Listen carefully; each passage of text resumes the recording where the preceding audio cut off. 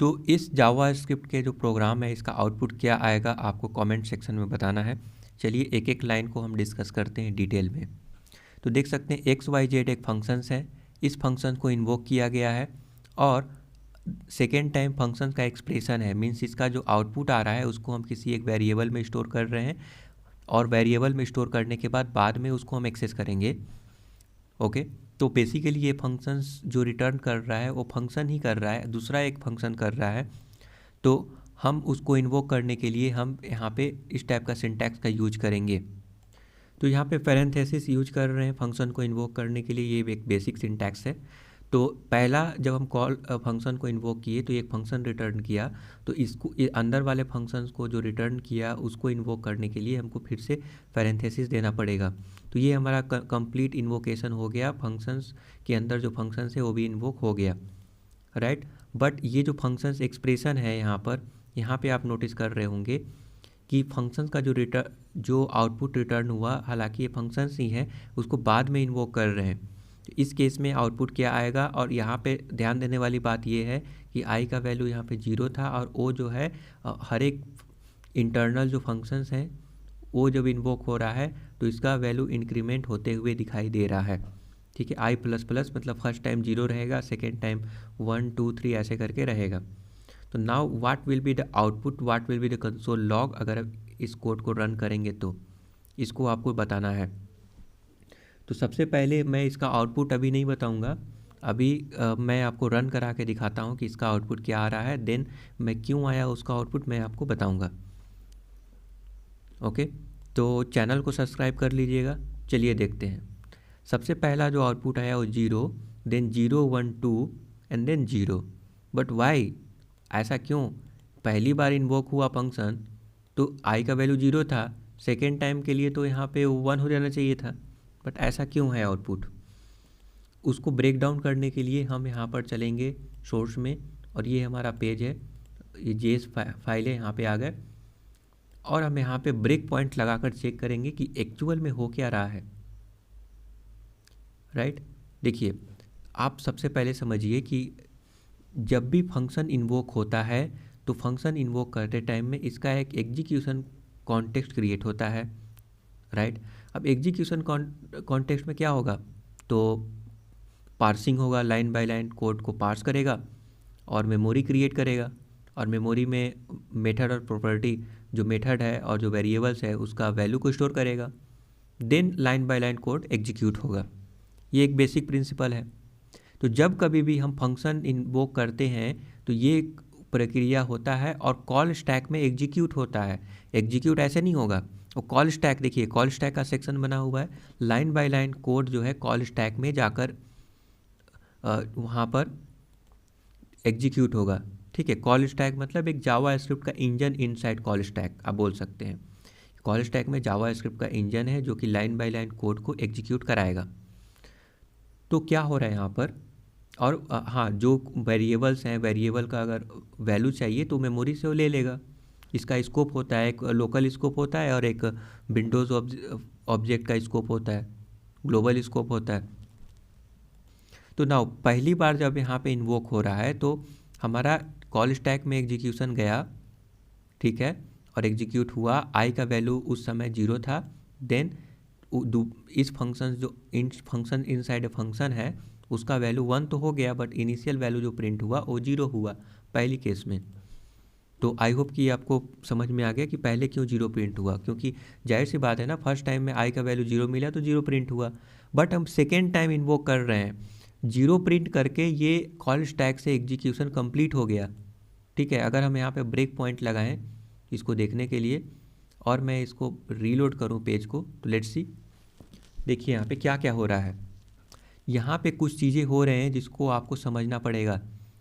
ठीक है, call stack में एनोनिमस फंक्शन है because this function doesn't have any name.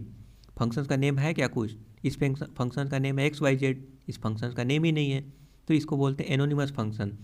तो कॉल स्टैक में एनोनिमस फंक्शन एग्जीक्यूट हो रहा है और ये बोल रहा है कि J2.js में 4 नंबर लाइन में एग्जीक्यूशन चल रहा है अभी, बट हमारा ब्राउज़र जो है उसको एग्जीक्यूशन को स्टॉप कर दिया है, क्योंकि वो फंक्शनलिटी हमारा डीबग करने का ये फीचर दिया गया है जिसकी वजह से स्टॉप हो गया है।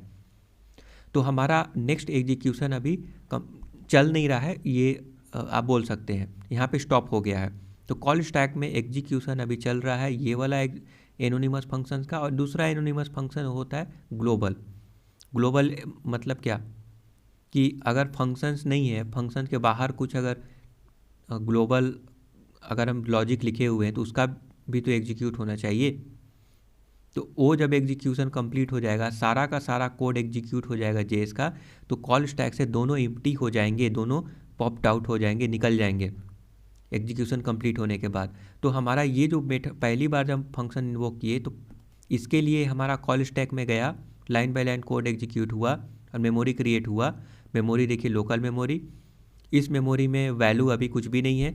हाँ, यहाँ पे लेट कीवर्ड के वैल्यू होना चाहिए, बट वैर कीवर्ड के थ्रू अगर यूज किए होते तो वैल्यू हमको मिलता, लोकल मेमोरी में वैल्यू मिलता। अदरवाइज ये जो है इसका स्कोप थोड़ा देख सकते हैं, स्कोप इसका जो है ब्लॉक स्कोप होता है, इसका मतलब ये है कि जो कर्ली ब्रेसेस है with in this curly braces इसका स्कोप रहेगा। इट्स फाइन, बट यहाँ पे आप सोचिए ये जो फंक्शंस है जो रिटर्न कर रहे हैं एनोनिमस फंक्शन, इसके अंदर कोई वेरिएबल मौजूद नहीं है, इसीलिए यहाँ पे वेरिएबल लोकल मेमोरी में क्रिएट नहीं हुआ है। बट यहाँ पे विंडोज़ ऑब्जेक्ट का एक्सेस है एज अ जावा स्क्रिप्ट का फंक्शनैलिटी बोल लीजिए, इसका प्रॉपर्टी बोल लीजिए कि हमेशा जो भी लोकल स्कोप होते हैं उनके पास हमेशा एक्सेस होता है अब उसके पेरेंट का। ठीक है, ग्लोबल का तो एक्सेस होता ही है, विंडोज़ ऑब्जेक्ट का एक्सेस होता है। बट इसके साथ साथ एक क्लोजर फॉर्म हुआ है। क्लोजर फॉर्म क्यों हुआ है?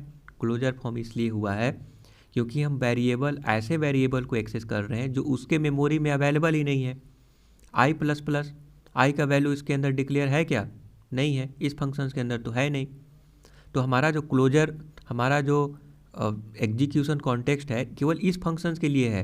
हालांकि इसका एग्जीक्यूशन चल रहा है, देखिए इसको अगर हम करेंगे ना, यहाँ पर क्लिक करेंगे तो देखिए इसका इन्वोकेशन चल रहा है, और इस पर क्लिक करेंगे तो इसका इन्वोकेशन चल रहा है।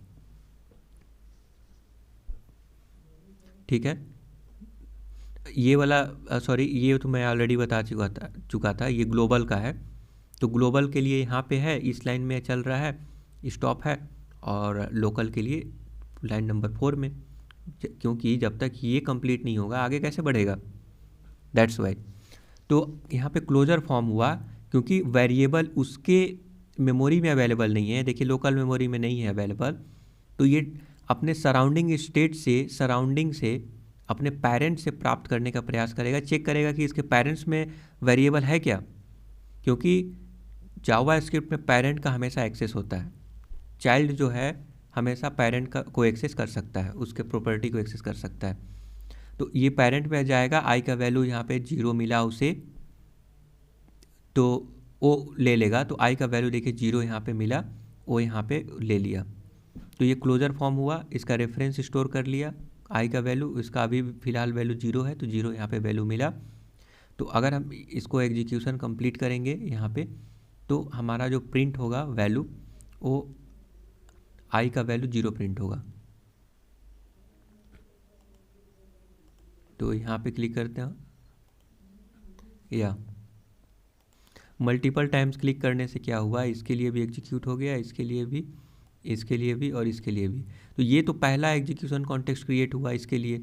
बट इसके लिए लाइन नंबर 8, 9 और 10, 11 के लिए जो है एक अलग से फिर से एग्जीक्यूशन कॉन्टेक्स्ट क्रिएट हुआ, क्योंकि इन्वोकेशन दोबारा से हम कर रहे हैं। इसीलिए जो इसका वैल्यू मिलेगा आपको 0 मिलेगा, और सेकेंड टाइम 1 मिलेगा, देन 2 मिलेगा। तो हमारा आउटपुट क्या हो गया, इसके लिए 0, इसके लिए मिलेगा फिर से 0 क्योंकि दोबारा से इन्वोक हो रहा है, और इसका मिलेगा 1, एंड अगला का मिलेगा 2, अगला का मिलेगा यहाँ पे 3, सॉरी 2 मिलेगा, और इसका फिर से 0 मिलेगा। क्यों? क्योंकि दोबारा से इन्वोक कर रहे हैं। तो एग्जीक्यूशन ये पूरी तरह से कंप्लीट हो गया है। ठीक है, तो नए से हम इन्वोक कर रहे हैं तो फिर से इसके लिए एग्जीक्यूशन क्रिएट होगा, मेमोरी क्रिएट हुआ, तो इनिशियल वैल्यू 0 मिलेगा। बट इस केस में क्या हो रहा है, इस केस में इनिशियल वैल्यू तो 0 मिला क्योंकि एक बार एग्जीक्यूट हुआ, देन इनर फंक्शन को हम बार बार कॉल कर रहे हैं, और आउटर फंक्शंस के वेरिएबल को हम चेंज करते जा रहे हैं। तो जब भी इनर फंक्शन के को हम एग्जीक्यूट करेंगे और आउटर फंक्शन के वैल्यू को चेंज करेंगे तो ये इसका रेफरेंस स्टोर कर रहा है। याद रखिएगा, जो भी आई का वैल्यू अवेलेबल है इसके पेरेंट में, वही वैल्यू यहाँ पे प्रिंट होगा।